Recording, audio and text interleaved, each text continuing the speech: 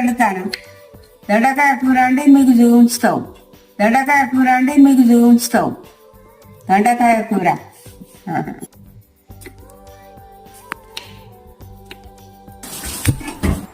నూనె పోతాను, జిక్కర వేస్తాను,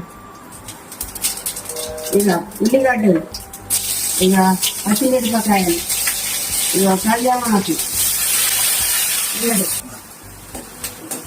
పసుపు వేస్తాను,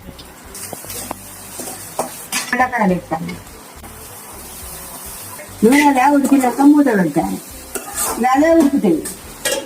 ఉప్పు వేస్తాను, తొందరగా పోతాయి. టమాటా,